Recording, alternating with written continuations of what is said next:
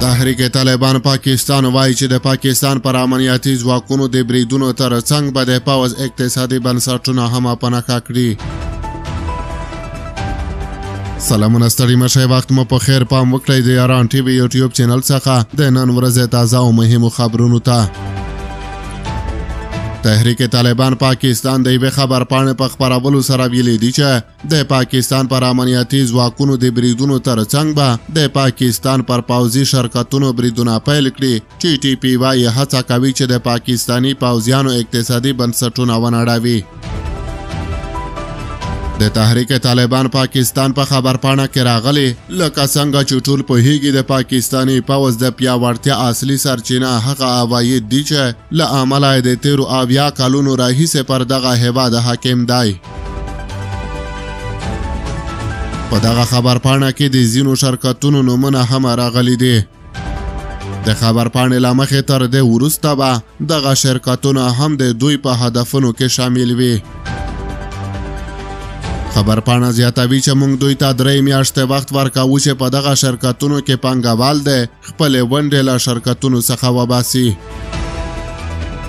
خبرپاڼه زیاتوي چې د پاکستان پر پوځ او همدغه ډول په دې ادارو کې کارکوونکي د هم 3 میاشتې د خپل ځان لپاره د عایدو متبادلې سرچینې ولټوي.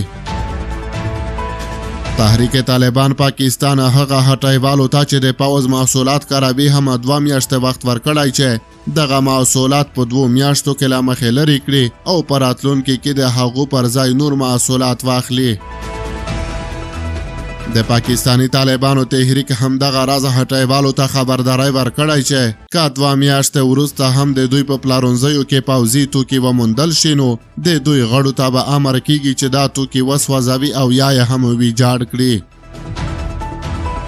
تحریک طالبان پاکستان داسې مهال د پاکستان پوځ پر شرکتونو د بریدونو ګواښ کوي چې په دې وروستیو کې په خیبر پختونخوا او بلوچستان ایالتونو کې پر پاکستانی پوځیانو او نورو امنیتي ځواکونو بریدونو زور اخیستی او پاکستانی امنیتي ځواکونو ته درانه مرګ ژوبله اړولې ده. او وروستی خبره ده چې زلمی خلیلزاد وایي پاکستان په بشپړ ډول سقوط دی او یو نوي پیل ته اړتیا لري.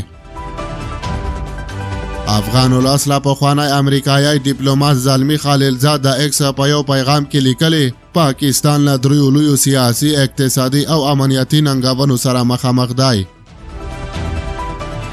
خلیلزاد د افغانستان او پاکستان ترمنځ وروستیو نښتو ته امنیتي د پاکستان د تحریک انصاف ګوند زنداني مشر عمران خان بندي کولو ته سیاسي او په دغه هیواد کې وروستیو لاریونونو کې د سلګونه پاکستانی وګړو وژل کېدو ته د اقتصادي او امنیتي ستونزو کلمې کارولې دي.